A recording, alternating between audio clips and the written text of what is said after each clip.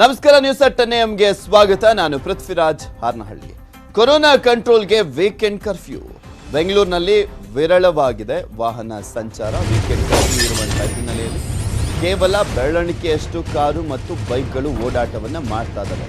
ಕೇವಲ ಬೆರಳೆಣಿಕೆಯಷ್ಟು car bike ಅಂದರೆ ಅವರು ಕೂಡ ಅಲ್ಲಿ ID ಕಾರ್ಡ್ಗಳನ್ನು ತೋರಿಸಬೇಕು. ಯಾವ ಕಾರಣಕ್ಕೋಸ್ಕರ ಓಡಾಡ್ತಾ ಇದ್ದಾರೆ ಅನ್ನೋದ್ರ ಬಗ್ಗೆ ಮಾಹಿತಿಯನ್ನು ಕೊಡಬೇಕು ಪೊಲೀಸರಿಗೆ. ಇಲ್ಲಾಂದ್ರೆ ಅವ್ರ ಕಾರು ಬೈಕ್ಗಳು ಕೂಡ ಸೀಸ್ ಆಗ್ತಾ ಇದಾವೆ. ಎಷ್ಟೊಂದು ಕಾರು ಬೈಕ್ಗಳನ್ನ ಈಗ ಆಲ್ರೆಡಿ ಸೀಸ್ ಮಾಡಿದ್ದಾರೆ ಪೊಲೀಸರು. ರಸ್ತೆಗಳಲ್ಲಿ ಬ್ಯಾರಿಕೇಡ್ಗಳನ್ನ ಹಾಕಿ ಪೊಲೀಸರು ತಪಾಸಣೆಯನ್ನ ಮಾಡ್ತಾ ಇದ್ದಾರೆ, ಪ್ರಶ್ನೆಯನ್ನ ಮಾಡ್ತಾ ಇದ್ದಾರೆ. ಯಾವ ಕಾರಣಕ್ಕೋಸ್ಕರ ಓಡಾಡ್ತಾ ಇದ್ದೀರಾ, ಎಲ್ಲಿಗೆ ಹೋಗ್ತಾ ಇದ್ದೀರಾ, ಯಾಕೆ ಸುಮ್ಮನೆ ಹೊರಗಡೆ ಬಂದಿದ್ದೀರಾ, ಎಲ್ಲ ಪ್ರಶ್ನೆಗಳನ್ನು ಕೂಡ ಮಾಡ್ತಾ ಇದ್ದಾರೆ. KR ಮಾರ್ಕೆಟ್ನಲ್ಲಿ ಪ್ರತಿಯೊಂದು ವಾಹನವನ್ನು ಕೂಡ ತಪಾಸಣೆ ಮಾಡಲಾಗ್ತಾ ಇದೆ. ಹಲವು ಬೈಕ್ಗಳನ್ನು ಸೀಸ್ ಮಾಡ್ತಾ ಇದ್ದಾರೆ ಪೊಲೀಸರು. KR ಮಾರ್ಕೆಟ್ ಓಪನ್ ಇರುತ್ತೆ ಅಂತ ಸಾಕಷ್ಟು ಜನ ಬಂದಿದ್ದಾರೆ. ಸೊ ಹೀಗಾಗಿ ಕೆಲವು ವೆಹಿಕಲ್ಗಳನ್ನು ಸೀಸ್ ಮಾಡಿದ್ದಾರೆ. KR ಮಾರುಕಟ್ಟೆಯಲ್ಲಿ ವಾಹನ ಸೀಸ್ ಜೊತೆಗೆ ಕೋವಿಡ್ ಟೆಸ್ಟ್ ಅನ್ನು ಕೂಡ ಮಾಡಲಾಗ್ತಾ ಇದೆ. ಬೆಳಗ್ಗೆಯಿಂದ ಸುಮಾರು 50ಕ್ಕೂ ಹೆಚ್ಚು ವಾಹನಗಳನ್ನು ಸೀಸ್ ಮಾಡಲಾಗಿದೆ. ವಾಹನ ಸೀಸ್ ಆದ ಬಳಿಕ ಸವಾರನಿಗೆ ಕೋವಿಡ್ ಟೆಸ್ಟ್ ಅನ್ನು ಕೂಡ ಮಾಡಲಾಗ್ತಾ ಇದೆ. ಕೋವಿಡ್ ಟೆಸ್ಟ್ ಅನ್ನು ಕೂಡ ಮಾಡುವಂತ ಕೆಲಸ ಆಗ್ತಾ ಇದೆ. ಅಲ್ಲಿ ಆರೋಗ್ಯ ಇಲಾಖೆಯವರು ಹಂಗಾದ್ರೆ ಇದ್ದಾರೆ ಅಲ್ಲಿ ಪೊಲೀಸರ ಜೊತೆಗೆ ತಪಾಸಣೆಯನ್ನು ಮಾಡುವಂತ ಸಂದರ್ಭದಲ್ಲಿ. ಇನ್ನು ಯಾರಿಗಾದ್ರೂ ಕೆಲಸ ಇರುವಂತ ಸಂದರ್ಭದಲ್ಲಿ, ಈಗ ಮಾಧ್ಯಮದವರಾಗಿರ್ಬೋದು ಅಥವಾ ಆಸ್ಪತ್ರೆ ಸಿಬ್ಬಂದಿ ಆಗಿರ್ಬೋದು ಅಥವಾ ಪೊಲೀಸ್ ಸಿಬ್ಬಂದಿ ಆಗಿರ್ಬೋದು ಅಥವಾ ಇನ್ನು ಬೇರೆ ಬೇರೆ ಇಲಾಖೆಗಳಲ್ಲಿ ಯಾರು ಅಗತ್ಯ ಸೇವೆಗಳಲ್ಲೆಲ್ಲ ಒಳಪಡ್ತಾರೆ, ಅವರೇನಾದರೂ ಇವತ್ತು ಕೆಲಸ ಇರುವಂಥ ಸಂದರ್ಭದಲ್ಲಿ ಆ ID ಕಾರ್ಡ್ಗಳನ್ನು ತೋರಿಸಿದ್ರೆ ಮಾತ್ರ ಬಿಡ್ಲಾಗ್ತಾ ಇದೆ. ಮತ್ತು ಈ ಹೋಮ್ ಡೆಲಿವರಿ ಎಲ್ಲ ಇರುತ್ತಲ್ಲ, ಈ ಝೊಮ್ಯಾಟೋದವರು, ಫುಡ್ ಡೆಲಿವರಿ ಬಾಯ್ಸ್ ಎಲ್ಲ ಇರ್ತಾರಲ್ಲ, ಅವ್ರಿಗೆಲ್ಲರಿಗೂ ಕೂಡ ಅವಕಾಶ ಇದೆ. ಬಿಟ್ಟರೆ ಇನ್ಯಾರಾದರೂ ಸುಮ್ಮನೆ ಬೇಕಾಬಿಟ್ಟಿಯಾಗಿ ಪೊಲೀಸರೇನು ಮಾಡ್ಕೊಳ್ತಾರೆ ಅಂತ ಓಡಾಡಿದ್ರೆ ಗ್ಯಾರಂಟಿ ಅವರ ವೆಹಿಕಲ್ಗಳನ್ನು ಸೀಸ್ ಮಾಡಲಾಗ್ತದೆ. ಸುಮಾರು 50ಕ್ಕೂ ಹೆಚ್ಚು ವಾಹನಗಳು ಈಗ ಆಲ್ರೆಡಿ ಸೀಸ್ ಆಗಿದೆ. ಬೆಂಗಳೂರಿನಲ್ಲಿ BMTC ಬಸ್ ಓಡಾಟ ಬಂದಾಗಿದೆ. ಡಿಪೋಗಳಲ್ಲೇ BMTC ಬಸ್ಗಳು ನಿಂತಿದ್ದಾವೆ. KSRTC ಬಸ್ಗಳಿದ್ರೂ ಕೂಡ ಪ್ರಯಾಣಿಕರು ಇಲ್ಲ. ಯಾಕೆಂದರೆ KSRTC ಬಸ್ ನಿಲ್ದಾಣಕ್ಕೆ ಬರಲಿಕ್ಕೆ ಪ್ರಯಾಣಿಕರಿಗೆ ವ್ಯವಸ್ಥೆ ಇಲ್ಲದಿರುವಂಥ ಕಾರಣಕ್ಕೆ KSRTC ಬಸ್ ನಿಲ್ದಾಣಕ್ಕೆ ಜನರು ಯಾರು ಬರ್ತಾ ಇಲ್ಲ. ಊರುಗಳಿಗೆ ಹೋಗಬೇಕಾದಂಥವ್ರು ಎಲ್ಲರೂ ಕೂಡ ನಿನ್ನೆನೇ ಹೋಗಿದ್ದಾರೆ. ವೀಕೆಂಡ್ ಕರ್ಫ್ಯೂ ಇರುವಂಥ ಹಿನ್ನೆಲೆಯಲ್ಲಿ ಬಸ್ ನಿಲ್ದಾಣದತ್ತ ಪ್ರಯಾಣಿಕರು ಮುಖ ಮಾಡ್ತಾ ಇಲ್ಲ. ಕೆಂಪೇಗೌಡ ಬಸ್ ನಿಲ್ದಾಣ ಬಿಕೋ ಅಂತ ಇದೆ. ಲಕ್ಷಾಂತರ ಜನ ಸೇರುವಂತಹ ಜಾಗ ಅದು ಮೆಜೆಸ್ಟಿಕ್. ಯಾಕೆಂದರೆ ಅಲ್ಲಿ BMTC ಬಸ್ ನಿಲ್ದಾಣ, KSRTC ಬಸ್ ನಿಲ್ದಾಣ, ರೈಲ್ವೆ ಸ್ಟೇಷನ್ ಇದೆ, ಮೆಟ್ರೋ ಸ್ಟೇಷನ್ ಇದೆ. ಈ 4 ಸಂಚಾರ ನಿಗಮದ ವೆಹಿಕಲ್ಗಳು, ಟ್ರೈನು ಎಲ್ಲವೂ ಕೂಡ ಒಂದೆಡೆನೇ ಸಿಗ್ತವೆ, ಬಸ್ ಸ್ಟ್ಯಾಂಡು ಎಲ್ಲವೂ ಕೂಡ. ಸೊ ಹೀಗಾಗಿ ಲಕ್ಷಾಂತರ ಜನ ಪ್ರತಿನಿತ್ಯ ಓಡಾಡ್ತಾರೆ. ಬಟ್ ಇವತ್ತು ವೀಕೆಂಡ್ ಕರ್ಫ್ಯೂ ಇರುವಂಥ ಹಿನ್ನೆಲೆಯಲ್ಲಿ ಕಂಪ್ಲೀಟಾಗಿ ಬಿಕೋ ಅಂತ ಇದೆ ಮೆಜೆಸ್ಟಿಕ್. ಈ ಬಗ್ಗೆ ನಮ್ಮ ಪ್ರತಿನಿಧಿ ಶರಣು ಹಂಪಿ ಅಲ್ಲೊಂದು ಪ್ರತ್ಯಕ್ಷ ವರದಿಯನ್ನು ಕೊಟ್ಟಿದ್ದಾರೆ, ನೋಡ್ಕೊಂಬೋಣ. ರಾಜ್ಯದಲ್ಲಿ ಕರೋನಾ 3ನೇ ಅಲೆ ಆರ್ಭಟ ಹೆಚ್ಚಾಗಿದೆ. ಕಳೆದ ಒಂದು ವಾರದಿಂದಂತೂ ಕರೋನಾ ಕೇಸಸ್ ಬೆಂಗಳೂರಿನಲ್ಲಿ ದ್ವಿಗುಣಗೊಳ್ತಾ ಇದೆ. ನಿನ್ನೆ 20,000ಕ್ಕೂ ಹೆಚ್ಚು ಕೇಸು ದಾಖಲಾಗಿದೆ. ಸೊ ಇದರ ಹಿನ್ನೆಲೆಯಲ್ಲಿ ಕಡಿವಾಣ ಹಾಕಲಿಕ್ಕೆ ರಾಜ್ಯ ಸರ್ಕಾರ ಸಾಕಷ್ಟು ರೀತಿಯಾದಂಥ ಪ್ರಯತ್ನಗಳನ್ನು ಮಾಡ್ತಾ ಇದೆ. 2ನೇ ವಾರ ವೀಕೆಂಡ್ ಲಾಕ್ಡೌನ್ ಕೂಡ ಆರಂಭ ಆಗಿದೆ. ಸೊ ನಾವೀಗ ಬೆಂಗಳೂರಿನ ಮೆಜೆಸ್ಟಿಕ್ಕಲ್ಲಿ ಇದ್ದೇವೆ. ಬಹುತೇಕವಾಗಿ ಪ್ರತಿದಿನ ಮೆಜೆಸ್ಟಿಕ್ಕಲ್ಲಿ ಜನಸಂದಣಿ ಹೆಚ್ಚಾಗಿರ್ತಿತ್ತು, ಪ್ರಯಾಣಿಕರ ಸಂಖ್ಯೆನೂ ಕೂಡ ಜಾಸ್ತಿ ಇರ್ತಿತ್ತು. ಆದರೆ ಈಗ ನೋಡ್ತಾ ಇದ್ರೆ ಸಿಚುವೇಶನ್ ತುಂಬ ಡಿಫ್ರೆಂಟ್ ಆಗಿದೆ. ಪ್ರಯಾಣಿಕರೇ ಇಲ್ಲ, ಜನರೇ ಇಲ್ಲದೆ KSRTC ಬಸ್ ನಿಲ್ದಾಣ ಬಣಗುಡ್ತಾ ಇದೆ. ಹಾಗಂತೇಳಿ KSRTC ಆಪರೇಷನ್ ಏನು ಕಡಿಮೆ ಮಾಡಿಲ್ಲ. 80% ವೆಹಿಕಲ್ಗಳು ಎಲ್ಲವೂ ಕೂಡ ನಿಂತಲ್ಲೇ ನಿಂತಿದ್ದಾವೆ. ಪ್ರಯಾಣಿಕರ ಬಂದರೆ ವೆಹಿಕಲ್ಗಳ ಮೂವ್ಮೆಂಟ್ ಆರಂಭ ಆಗಲಿದೆ. ಬೆಳಗ್ಗೆಯಿಂದಲೂ ಕೂಡ ಪ್ರಯಾಣಿಕರ ಸಂಖ್ಯೆ ಬಹಳ ಕಡಿಮೆ ಇರೋದು ಕಂಡು ಬರ್ತಾ ಇದೆ. ಯಾಕೆ ಅಂದರೆ ಪ್ರಮುಖ ಕಾರಣ ಅಂದರೆ BMTC ವೆಹಿಕಲ್ಗಳ ಮೂವ್ಮೆಂಟ್ ಇಲ್ಲದೆ ಇರೋದು. ತಮ್ಮ ಮನೆಗಳಿಂದ, ತಮ್ಮ ಏರಿಯಾಗಳಿಂದ ಬಸ್ ಸ್ಟ್ಯಾಂಡಿಗೆ ಬರಲಿಕ್ಕೆ ಪ್ರೈವೇಟ್ ವೆಹಿಕಲ್ಗಳನ್ನು ಬಳಕೆ ಮಾಡಬೇಕಾಗಿದೆ. ಇಲ್ಲದೆ ಇದ್ದರೆ BMTC ಬಸ್ಗಳು ಎಸೆನ್ಷಿಯಲ್ ಸರ್ವಿಸಿಗೆ ಮಾತ್ರ ಈಗ ವರ್ಕ್ ಮಾಡ್ತಾ ಇದೆ. ಸೊ ಇದರಿಂದಾಗಿ ಸಾಕಷ್ಟು ತೊಂದರೆನೂ ಕೂಡ ಪ್ರಯಾಣಿಕರಿಗೆ ಆಗ್ತಾ ಇದೆ. ಅದನ್ನು ಹೊರತುಪಡಿಸಿದಂತೆ ಪ್ರಯಾಣಿಕರ ಸಂಖ್ಯೆ ಭಾಳ ಅಂದರೆ ಭಾಳ ಕಡಿಮೆ KSRTCಯ ಮೆಜೆಸ್ಟಿಕ್ ನಿಲ್ದಾಣದಲ್ಲಿ. ಇನ್ನು ಬೆಳಗ್ಗೆ 8 ಗಂಟೆಯಿಂದಲೇ ಮೆಟ್ರೋ ಸರ್ವಿಸ್ ಆರಂಭ ಆಗಿದೆ. ಪ್ರತಿ 20 ನಿಮಿಷಕ್ಕೊಂದು ಸಾರಿ ಮೆಟ್ರೋ ಸೇವೆ ನೀಡಲಿದೆ. ಹಸಿರು ಮತ್ತು ನೇರಳೆ ಮಾರ್ಗದಲ್ಲಿ ಮೆಟ್ರೋ ಸೇವೆ ರಾತ್ರಿ 9 ಗಂಟೆವರೆಗೂ ಸೇವೆಯನ್ನು ನೀಡಲಿದೆ. ಇದು ಹೊರತುಪಡಿಸಿದಂತೆ BMTCಯಲ್ಲಿ ಪ್ರಯಾಣಿಕರ ಸಂಖ್ಯೆನೂ ಇಲ್ಲ ಮತ್ತು ವೆಹಿಕಲ್ಗಳ ಮೂವ್ಮೆಂಟು ಕೂಡ ಇಲ್ಲದೇ ಇರುವಂಥ ದೃಶ್ಯಗಳು ಕಂಡು ಬರ್ತಾ ಇದೆ. ಕರೋನಾ ಕಡಿವಾಣ ಹಾಕಲಿಕ್ಕೆ ಸರ್ಕಾರ ಸಾಕಷ್ಟು ರೀತಿಯಂಥ ಪ್ರಯತ್ನಗಳನ್ನು ಪಡ್ತಾ ಇದೆ. ಆದರೆ ವೀಕೆಂಡ್ ಲಾಕ್ಡೌನ್ನಿಂದ KSRTC ಮತ್ತು BMTC ಮತ್ತು ಮೆಟ್ರೋವು ಕೂಡ ಸಾವಿರ ಕೋಟಿಯಷ್ಟು ಲಾಸ್ ಆಗುವಂಥ ಸಾಧ್ಯತೆ ಹೆಚ್ಚಾಗಿ ಕಂಡು ಬರ್ತಾ ಇದೆ. ಬೆಂಗಳೂರಿಂದ ಕ್ಯಾಮರಾ ಪರ್ಸನ್ ಗುರುಶೇಖರ್ ಜೊತೆ ಶರಣು ಹಂಪಿ, ನ್ಯೂಸ್ 18 ಕನ್ನಡ.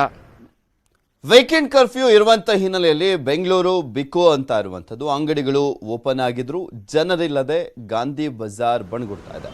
ಬೆಳಗ್ಗೆಯಿಂದ ಹೂವು, ಹಣ್ಣು ಮತ್ತು ತರಕಾರಿ ಅಂಗಡಿಗಳು ತೆರೆದಿದೆ, ಆದರೆ ಜನರಿಲ್ಲದೆ ಖಾಲಿ ಹೊಡಿತಾ ಇರುವಂಥದ್ದು. ಈ ಬಗ್ಗೆ ನಮ್ಮ ಪ್ರತಿನಿಧಿ ಮುನಿರಾಜು ಅಲ್ಲೊಂದು ಪ್ರತ್ಯಕ್ಷ ವರದಿಯನ್ನು ಕೊಟ್ಟಿದ್ದಾರೆ, ನೋಡ್ಕೊಳ್ಳೋಣ. ಇಂದು ಮತ್ತೆ ನಾಳೆ ವೀಕೆಂಡ್ ಕರ್ಫ್ಯೂ ಇರೋದ್ರಿಂದ ಬೆಂಗಳೂರಿನ ಬಹುತೇಕ ರಸ್ತೆ ಮತ್ತೆ ಅಂಗಡಿ ಮುಂಗಟ್ಟುಗಳು ಬಂದ್ ಆಗಿರೋದನ್ನ ನಾವು ಕಾಣಬಹುದು. ಮತ್ತೆ ಅದೇ ರೀತಿ ಇವತ್ತು ಮಕರ ಸಂಕ್ರಾಂತಿ ಹಬ್ಬ ಇರೋದ್ರಿಂದ ಬೆಂಗಳೂರಿನಲ್ಲಿ ಕೆಲವು ಕಡೆ ಹೂವು ಮತ್ತೆ ಹಣ್ಣಿನ ಅಂಗಡಿಗಳು ಸಹ ಓಪನ್ ಆಗಿದ್ದಾವೆ. ನಾವೀಗ ಗಾಂಧಿ ಬಜಾರ್ನಲ್ಲಿ ನೋಡ್ತಾ ಇರ್ಬೋದು. ಈ ಒಂದು ರಸ್ತೆಯಲ್ಲಿ ಬೆಳಗ್ಗೆಯಿಂದಲೂ ಸಹ ಒಂದು ಹಣ್ಣು ಮತ್ತೆ ತರಕಾರಿ ಮತ್ತೆ ಹೂವಿನ ಅಂಗಡಿಗಳು ಓಪನ್ ಆಗಿದೆ. ಹಬ್ಬದ ಪ್ರಯುಕ್ತವಾಗಿ ಹೆಚ್ಚಿನ ಸಂಖ್ಯೆಯಲ್ಲಿ ಹೂವಿನ ಅಂಗಡಿಗಳು ಇರೋದ್ರಿಂದ ಜನ ಬರ್ತಾ ಇಲ್ಲ ಅಂತೇಳಿ ಒಂದು ವ್ಯಾಪಾರಿಗಳು ಒಂದು ಬೇಸರವನ್ನ ವ್ಯಕ್ತಪಡಿಸ್ತಾ ಇರೋದು. ಯಾಕಂದ್ರೆ ಇವತ್ತು ಹಬ್ಬ ಇತ್ತು, ಒಂದು ಸ್ವಲ್ಪ ವ್ಯಾಪಾರ ಆಗ್ಬೋದು ಅಂತೇಳಿ ಬೆಳಗ್ಗೆಯಿಂದಲೂ ಅಂಗಡಿಗಳನ್ನ ಓಪನ್ ಮಾಡಿ ತೆರೆದಿದ್ದಾರೆ. ಆದ್ರೆ ಏನು ವೀಕೆಂಡ್ ಕರ್ಫ್ಯೂ ಇರೋದ್ರಿಂದ ಜನ ಹೊರಗಡೆ ಬರೋದಕ್ಕೆ ಇನ್ನೂ ಹಿಂದೇಟ್ ಆಗ್ತಿದ್ದಾರೆ ಅಂತೇಳಿ ಅವರು ಸಹ ಒಂದು ಬೇಸರವನ್ನು ವ್ಯಕ್ತಪಡಿಸಿದ್ದಾರೆ. ಮತ್ತೆ ಇವತ್ತು ಮತ್ತೆ ನಾಳೆ 2 ದಿನನೂ ವೀಕೆಂಡ್ ಕರ್ಫ್ಯೂ ಇರುತ್ತೆ, ಮತ್ತೆ ಅಂಗಡಿಗಳು ಸಹ ಕ್ಲೋಸ್ ಇರುತ್ತೆ. ವೆಹಿಕಲ್ ಮೂವ್ಮೆಂಟ್ ಸಹ ತುಂಬಾ ಕಡಿಮೆ ಇರೋದ್ರಿಂದ ಜನ ಹೊರಗಡೆ ಬರ್ತಾ ಇಲ್ಲ ಅಂತೇಳಿ ಅವರು ಒಂದು ಬೇಸರದಲ್ಲಿ ಇರುವಂತದ್ದು. ಯಾಕಂದ್ರೆ ಬಸ್ ಸಂಚಾರ ಮತ್ತೆ ವಾಹನ ಸಂಚಾರ ಇಲ್ಲದೆ ಇರೋದ್ರಿಂದ ಜನರು ಸಹ ಸರಿಯಾಗಿ ಹೊರಗಡೆ ಬರೋದಕ್ಕೆ ಹಿಂದೇಟ್ ಆಗ್ತಿದ್ದಾರೆ. ಬೆಳಗ್ಗೆಯಿಂದಲೂ ಸಹ ಒಂದು ತುಂಬಾ ವಿರಳ ಸಂಖ್ಯೆಯಲ್ಲಿ ಇಲ್ಲಿ ವ್ಯಾಪಾರ ನಡೀತಾ ಇರುವಂತದ್ದು. ಅದರಿಂದ ನಾವೀಗ ವ್ಯಾಪಾರಸ್ಥರನ್ನು ಮಾತಾಡಿಸ್ಬೋದು. ಹೇಗಿದೆ ವ್ಯಾಪಾರ? ಏನು ವ್ಯಾಪಾರನೇ ಇಲ್ಲ ಅಣ್ಣ, ವ್ಯಾಪಾರನೇ ಇಲ್ಲ. ಬೆಳಗ್ಗೆಯಿಂದ ಜನನೂ ಓಡಾಡ್ತಾ ಇಲ್ಲ. ಹೋದ ವಾರ ತೀರಾ ಮೋಸ, ಈ ವಾರನೂ ಅಷ್ಟೇ ಆಗಿದೆ. ಹಬ್ಬ ಇದೆ, ಏನು ನೋಡಿ ಖಾಲಿ ಹೊಡಿತಾರೆ, ಯಾರು ಜನನೇ ಬರ್ತಾ ಇಲ್ಲ. ಮಾರ್ಕೆಟು ಇಲ್ಲ, ಅಲ್ಲಿ ಲಾಕ್ಡೌನ್ ಮಾಡಿಬಿಟ್ಟವ್ರೆ. ಇಲ್ಲಿ ಯಾರು ಜನನೂ ಓಡಾಡ್ತಾ ಇಲ್ಲ. ಇಡೀ ಈ ಒಂದು ಗಾಂಧಿ ಬಜಾರ್ ರಸ್ತೆಯಲ್ಲಿ ನೋಡಿದ್ರೆ ಈ ಒಂದು ಹೂವಿನ ಮಾರುಕಟ್ಟೆಗಳು ಬಿಟ್ಟರೆ ಬೇರೆ ಎಲ್ಲೂ ಸಹ ಅಂಗಡಿಗಳು ಓಪನ್ ಆಗಿಲ್ಲ. ಎಲ್ಲವೂ ಸಹ ಸಂಪೂರ್ಣ ಕ್ಲೋಸ್ ಮಾಡಿರೋದನ್ನ ನಾವು ಕಾಣ್ಬೋದು. ಯಾಕಂದ್ರೆ ಅಂಗಡಿ ಮುಂಗಟ್ಟುಗಳನ್ನು ತೆರಿಬಾರ್ದು ಮತ್ತೆ ಕ್ಲೋಸ್ ಮಾಡಬೇಕು ಅಂತೇಳಿ ಒಂದು ಆದೇಶವೇ ಇದೆ. ಅದರಿಂದ ಕೇವಲ ಏನು ಅಗತ್ಯ ವಸ್ತುಗಳು ಇರುವಂಥ ಒಂದು ಅಂಗಡಿಗಳಿಗೆ ಮಾತ್ರ ಒಂದು ಅವಕಾಶ ಇರುವಂಥದ್ದು. ಆದ್ದರಿಂದ ತರಕಾರಿ ಮತ್ತೆ ಇಲ್ಲಿ ಒಂದು ಹಬ್ಬದ ಪ್ರಯುಕ್ತವಾಗಿ ಹೂವಿನ ಅಂಗಡಿಗಳನ್ನು ಓಪನ್ ಮಾಡಿರೋದನ್ನ ನಾವು ಕಾಣ್ತಾ ಇದ್ದೀವಿ. ಮತ್ತೆ ಅಂಗಡಿಗಳು ಎಷ್ಟೇ ಓಪನ್ ಆಗಿದ್ರು ಸಹ ಜನ ಇಲ್ಲದೆ ಇರೋದ್ರಿಂದ ಇಲ್ಲಿನ ಅಂಗಡಿಗಳು ಬಣಗೂಡ್ತಾ ಇದಾವೆ, ವ್ಯಾಪಾರ ಆಗ್ತಾ ಇಲ್ಲ ಅಂತೇಳಿ ಅವರು ಸಹ ಒಂದು ಬೇಸರವನ್ನ ವ್ಯಕ್ತಪಡಿಸ್ತಾ ಇದ್ದಾರೆ. ಕ್ಯಾಮರಾ ಪರ್ಸನ್ ವೆಂಕಟೇಶ್ವರ್ಲು ಜೊತೆ ಮುನಿರಾಜು, ನ್ಯೂಸ್ 18 ಕನ್ನಡ, ಬೆಂಗಳೂರು. KR ಮಾರ್ಕೆಟ್ನಲ್ಲಿ ತರಕಾರಿಯನ್ನ ಕೊಂಡ್ಕೊಳ್ಳಿಕ್ಕೆ ಬಂದಂತ ವೃದ್ಧನ ವಾಹನವನ್ನ ಪೊಲೀಸರು ಸೀಸ್ ಮಾಡಿದ್ದಾರೆ. ಈ ವೇಳೆ ದಯವಿಟ್ಟು ನನ್ನ ಬೈಕ್ ಅನ್ನ ಕೊಡಿ ಅಂತ ವೃದ್ಧ ಕಣ್ಣೀರನ್ನ ಹಾಕಿದ್ದಾರೆ. ವಿಜಯನಗರದಲ್ಲಿ ನನ್ನ ಪ್ರಾವಿಷನ್ ಸ್ಟೋರ್ ಇದೆ, ವ್ಯಾಪಾರಕ್ಕೆ ಅಂತ ತರಕಾರಿ ತಗೊಳ್ಳೋಕೆ ಬಂದಿದ್ದೆ ಅಂತ ಕಣ್ಣೀರನ್ನ ಹಾಕಿದ್ರು. ಜೊತೆಗೆ ತರಕಾರಿ ನೆಲಕ್ಕೆ ಎಸೆದು ಆಕ್ರೋಶವನ್ನ ವ್ಯಕ್ತಪಡಿಸಿದ್ರು. ವೃದ್ಧನ ಕಣ್ಣೀರಿಗೆ ಕರಗಿದಂತ ಪೊಲೀಸರು ಜಪ್ತಿ ಮಾಡಿದಂತ ವಾಹನವನ್ನ ಬಿಟ್ಟು ಕಳಿಸಿದ್ದಾರೆ. ಪಾಪ ಇಂಥವ್ರ ಮೇಲೆ ಇವರೆಲ್ಲ ತೋರಿಸೋದು ಧೈರ್ಯವನ್ನ. ಯಾಕೆಂದ್ರೆ ನಾನು ಹೇಳ್ತಾ ಇದ್ದೆ ಬೆಳಗ್ಗೆನೂ ಕೂಡ ರಾಮನಗರದಲ್ಲಿ 1000 ಜನ ಇದ್ರೂ ಕೂಡ ಮುಟ್ಟಕ್ಕೆ ಹೋಗಿರಲಿಲ್ಲ ಇದೇ ಪೊಲೀಸರು. ಆದರೆ ಇಲ್ಲಿ ಪಾಪ ವೃದ್ಧನ ವಿಚಾರಕ್ಕೆ ಸಂಬಂಧಪಟ್ಟಂತೆ, ಜನಸಾಮಾನ್ಯರ ವಿಚಾರಕ್ಕೆ ಸಂಬಂಧಪಟ್ಟಂತೆ ನೋಡೋದಾದ್ರೆ ಇವ್ರ ಮುಂದೆ ಎಲ್ಲ ತಮ್ಮ ಧೈರ್ಯವನ್ನು ಪ್ರದರ್ಶನ ಮಾಡ್ತಾ ಅವ್ರನ್ನ ಅರೆಸ್ಟ್ ಮಾಡೋದು, ಜಪ್ತಿ ಮಾಡೋದು ಎಲ್ಲದನ್ನೂ ಕೂಡ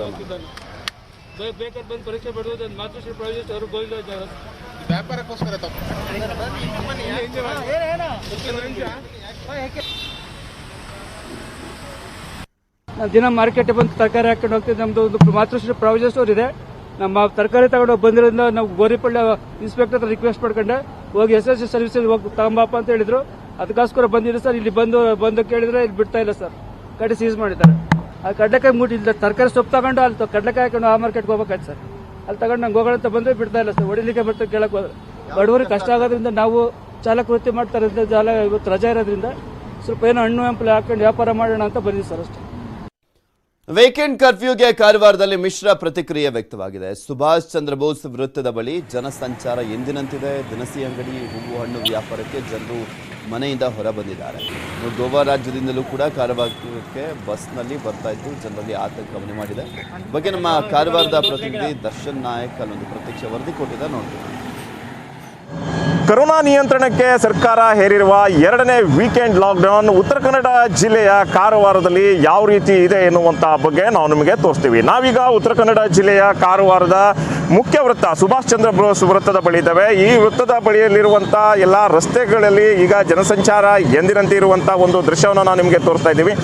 ಬೆಳ್ಳಂ ಬೆಳಗ್ಗೆ ಆಟೋ ರಿಕ್ಷಾಗಳು ಬೀದಿಗೆ ಇಳಿದು ಪ್ರಯಾಣಿಕರನ್ನ ಹೊತ್ತು ಸಾಗಿಸುವಂತ ಒಂದು ಪ್ರಯತ್ನದಲ್ಲಿದೆ. ಅದೇ ರೀತಿ ಗೋವಾದಿಂದ ಬರುವಂತ ಬಸ್ ಕೂಡ ಇವತ್ತು ಕಾರವಾರ ಪ್ರವೇಶ ಮಾಡಿರತಕ್ಕಂಥದ್ದು. ಗೋವಾದಿಂದಲೂ ಸಹ ಬಸ್ ಸಂಚಾರ ಇಲ್ಲಿ ಮುಂದುವರೆದಿದೆ. ನಾವು ದೃಶ್ಯಾವಳಿಯಲ್ಲಿ ತೋರಿಸ್ತಾ ಇದ್ದೀವಿ. ಈಗಾಗಲೇ ಗೋವಾ ರಾಜ್ಯದಿಂದ ಕಾರವಾರಕ್ಕೆ ಬಂದಿರುವಂತ ಒಂದು ಬಸ್ ಇದು. ಕಾರವಾರದಲ್ಲಿ ಬಸ್ ಸಂಚಾರ ಏನು ವಿರಳವಾಗಿದ್ರು ಕೂಡ ಪ್ರಯಾಣಿಕರನ್ನ ಹೊತ್ತು ಸಾಗಿಸುವಂತ ಒಂದು ಪ್ರಯತ್ನದಲ್ಲಿ ಸಾರಿಗೆ ವ್ಯವಸ್ಥೆ ಇದೆ. ಅದೇ ರೀತಿ ಇಲ್ಲಿ ಪೆಟ್ರೋಲ್ ಬಂಕ್ ಹತ್ರ ನಾವು ನಿಮಗೆ ತೋರಿಸ್ತಾ ಇದ್ದೀವಿ. ಜನಸಂಚಾರ ಎಂದಿನಂತೆ ಇರುವಂತ ಒಂದು ದೃಶ್ಯವನ್ನು ನಾವು ನಿಮಗೆ ತೋರಿಸ್ತಾ ಇದ್ದೀವಿ.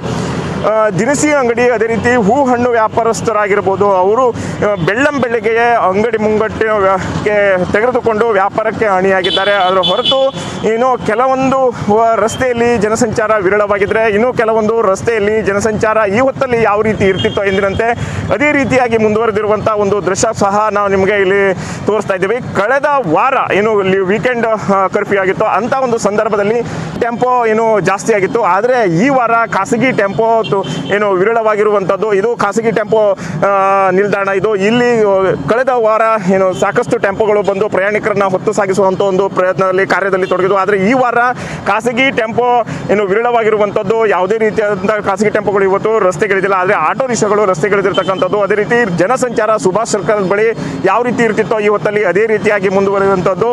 ಉತ್ತರ ಕನ್ನಡ ಜಿಲ್ಲೆಯಲ್ಲಿ ವೀಕೆಂಡ್ ಕರ್ಫ್ಯೂಗೆ ಮಿಶ್ರ ಪ್ರತಿಕ್ರಿಯೆ ಬೆಳ್ಳಂ ಬೆಳಗ್ಗೆಯಿಂದ ದೊರೀತಾ ಇದೆ ಅಂತಾನೆ ಹೇಳ್ಬೇಕಾಗತ್ತೆ. ದರ್ಶನ್ ನಾಯ್ಕ್, ನ್ಯೂಸ್ 18 ಕನ್ನಡ, ಕಾರವಾರ. ಮತ್ತಷ್ಟು ಸುದ್ದಿಗಳನ್ನ ನಿಮ್ಮ ಮುಂದೆ ಇಡ್ತಾ ಹೋಗ್ತೀನಿ, ಆದ್ರೆ ಅದಕ್ಕೂ ಮುಂಚೆ ಒಂದು ಸ್ಮಾಲ್ ಬ್ರೇಕ್.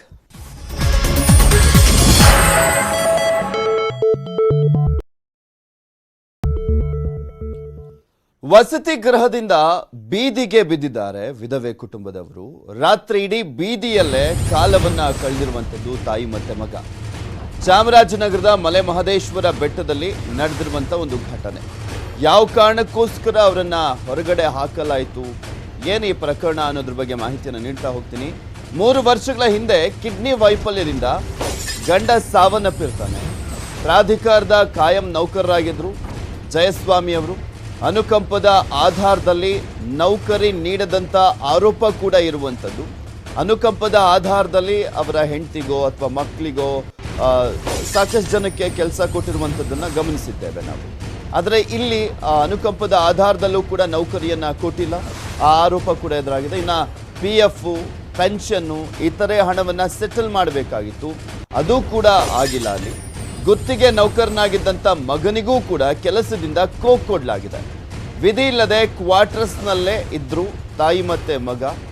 ನೌಕರರಲ್ಲದವರು ಕ್ವಾರ್ಟರ್ಸ್ನಲ್ಲಿ ಇರುವಂತಿಲ್ಲ.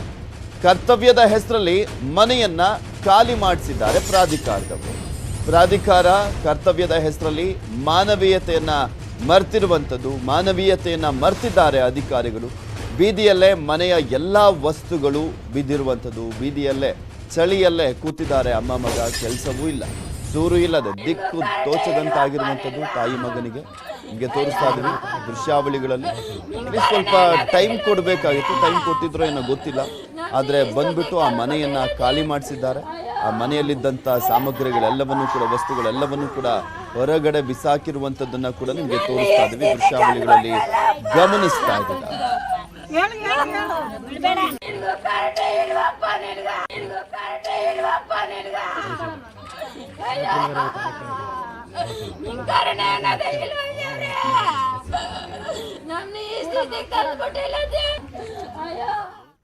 ನೈಟು ನಮ್ಮ ದೇವಸ್ಥಾನ ನೌಕರು ನಮ್ಮನ್ನ ಮನೆಯಿಂದ ಹೊರಗೆ ಹಾಕಿದ್ದಾರೆ.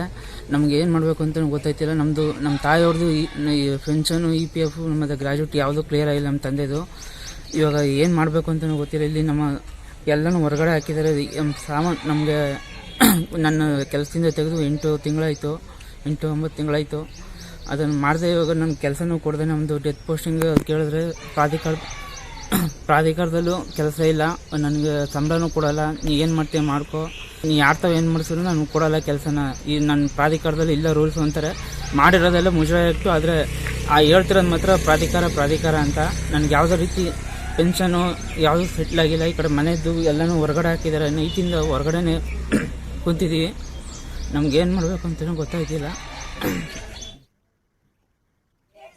ಇದ್ರ ಬಗ್ಗೆ ಮತ್ತಷ್ಟು ಡೀಟೇಲ್ಸ್ ಅನ್ನ ನೀಡ್ತಾರೆ ನಮ್ಮ ಚಾಮರಾಜನಗರದ ಪ್ರತಿನಿಧಿ ನಂದೀಶ್. ದೂರವಾಣಿ ಸಂಪರ್ಕದಲ್ಲಿ ಜಾಯ್ನ್ ಆಗ್ತಾ ಇದ್ದಾರೆ. ನಂದೀಶ್, ನೋಡ್ತಾ ಇದ್ವಿ ಆ ದೃಶ್ಯಾವಳಿಗಳನ್ನ, ನೋಡಿದ್ರೆ ಪಾಪ ಅನ್ಸುತ್ತೆ. ಯಾವುದೇ ರೀತಿಯಾದಂಥ ಒಂದು ಸಮಯಾವಕಾಶನೂ ಕೂಡ ಕೊಟ್ಟಿರ್ಲಿಲ್ವಾ ಅವ್ರಿಗೆ? ಇಷ್ಟು ದಿನದಲ್ಲಿ ಖಾಲಿ ಮಾಡಬೇಕು ಅಂತೇನು ಕೂಡ ಯಾವುದೇ ಒಂದು ನೋಟಿಸು ಕೊಟ್ಟಿರ್ಲಿಲ್ವಾ ಅವ್ರಿಗೆ?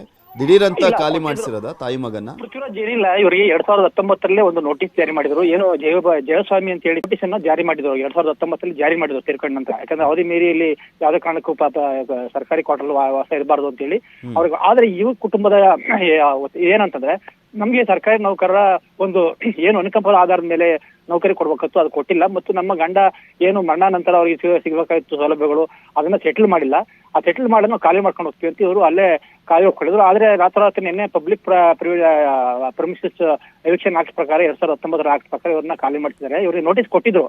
ಆದ್ರೆ ಒಂದು ಮಾನವೀಯತೆ ತೋರ್ಬೇಕಾಗಿತ್ತು. ಯಾಕಂದ್ರೆ ಅವ್ರಿಗೆ ಅನುಕಂಪದ ಆಧಾರದ ಮೇಲೆ ನೌಕರಿ ಕೊಟ್ಟಿದ್ರೆ ಅಥವಾ ಅವ್ರಿಗೆ ಮಾತನಾಡಿಸ್ತೀನಿ ನಂದೀಶ್ ನಿಮ್ಮನ್ನ. ನಮ್ ಜೊತೆ ಈಗ ಶಾಂತ ಮಲ್ಲೇಶ್ ಅವರು, ಬೀದಿಗೆ ಬಿದ್ದಂತವರು, ತಾಯಿ ಮತ್ತೆ ಮಗನ ದೃಶ್ಯಾವಳಿಯನ್ನ ತೋರಿಸ್ತಾ ಇದೀವಲ್ಲ, ಆ ತಾಯಿನೇ ನಮ್ ಜೊತೆ ದೂರವಾಣಿ ಸಂಪರ್ಕದಲ್ಲಿ ಜಾಯ್ನ್ ಆಗ್ತಾ ಇದಾರೆ. ನಮಸ್ಕಾರ ಅಮ್ಮ. ಸರ್, ಇಲ್ಲ ನಮ್ಮ ತಾಯಿಯವರು ಅಲ್ಲಿದ್ದಾರೆ, ನಾ ಬಸ್ ಸ್ಟ್ಯಾಂಡ್ ಬಂದಿದ್ದೀನಿ. ಓಕೆ ಓಕೆ, ಏನಾಗಿತ್ತು ನಿಮ್ಗೆ? ಅಂದ್ರೆ ನೀವು ಕೇಳ್ಕೊಂಡಿದ್ರ ಇನ್ನೂ ಒಂದ್ ಸ್ವಲ್ಪ ದಿನ ಬಿಡಿ ನಮ್ಗೆ, ಆಮೇಲೆ ನಾವು ಖಾಲಿ ಮಾಡ್ತೀವಿ, ಕೆಲಸ ಹುಡುಕ್ತಾ ಇದೀವಿ ಅಂತ ಎಲ್ಲ ಕೇಳ್ಕೊಂಡಿದ್ರಾ? ಹ್ಞೂ ಸರ್, EPF ಮತ್ತೆ ನಮ್ದು ಏನೈತೆ ಅದು ಕ್ಲಿಯರ್ ಮಾಡ್ಕೊಡಿ ಸರ್, ಅನುಕಂಪದ ಕೆಲಸ ಕೊಡಿ, ನಾವು ಖಾಲಿ ಮಾಡ್ಕೊಡ್ತೀವಿ. ಈ ಮನೆ ಬಿಟ್ಟು ನಾವು ಬೇರೆ ಮನೆಗೆ ಹೋಗ್ತೀವಿ. ನಾವು ಅವ್ರು ಕೊಡೋ ಮನೆನ ಪುನಃ ನಾವು ರೆಡಿ ಮಾಡಿಸ್ಬೇಕು, ಅದಕ್ಕೆ ಖರ್ಚು ಮಾಡ್ತೀವಿ. ಪುನಃ ಇನ್ನೊಬ್ರು ಯಾರ ಬರ್ತಾರೆ ಅವ್ರಿಗೆ ಬಿಟ್ಕೊಡಿ ಅಂತಾರೆ. ಅದಕ್ಕೆ ಎಲ್ಲಾನು ಕ್ಲಿಯರ್ ಮಾಡ್ಕೊಡಿ. ಹಂಗಾದ್ರೆ ಸರ್ ನಾವು ಮಾಡ್ಕೊಡ್ತೀವಿ, ಇಲ್ಲ ಸೆಟ್ಲ್ಮೆಂಟ್ ಅವ್ರು ಮಾಡ್ಕೊಡಿ, ನಾವು ಬೇರೆ ಬಾಡಿಗೆ ಮನೆ ಅವ್ರು ಮಾಡ್ಕೋತೀವಿ ಅಂತಾನು ಹೇಳಿದ್ರು ಸರ್. ನೆನ್ನೆನು ಒಂದ್ ವಾರ ಕಾಲಾವಕಾಶ ಕೊಡಿ ಅಂತಾನು ಕೇಳಿದೆ. ಕೇಳ್ದೆ ಸೀದಾ ಬಂದ್ಬಿಟ್ಟು ಹೊರಗೆ ಹಾಕಿದಾರೆ ನಿಮ್ಗೆ? ಹ್ಞೂ ಸರ್, ಅವ್ರು ಕೊಟ್ಟು ಒಂದ್ 5-6 ತಿಂಗಳಾಗಿ ಸರ್. ಅದಕ್ಕೆ ನಾನು ರಿಪ್ಲೈನು ಕೊಟ್ಟಿದ್ದೆ ಸರ್.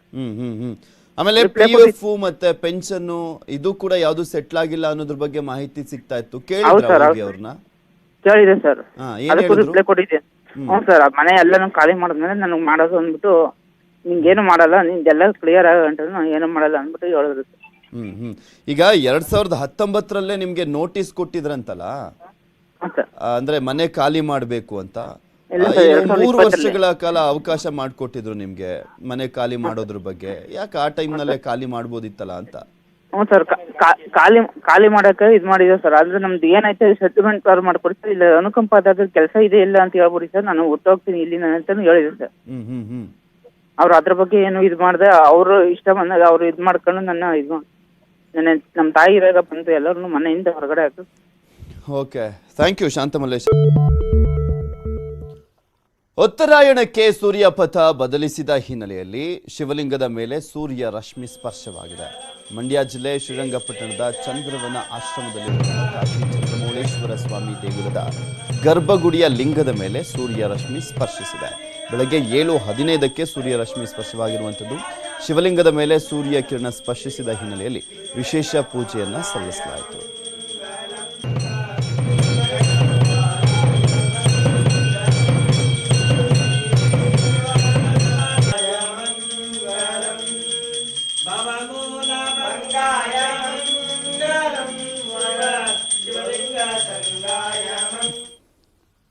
ಇವೆಷ್ಟು ಈ ಕ್ಷಣದವರೆಗಿನ ಸುದ್ದಿಗಳು. ನೋಡ್ತಾರೆ ನ್ಯೂಸ್ 18 ಕನ್ನಡ.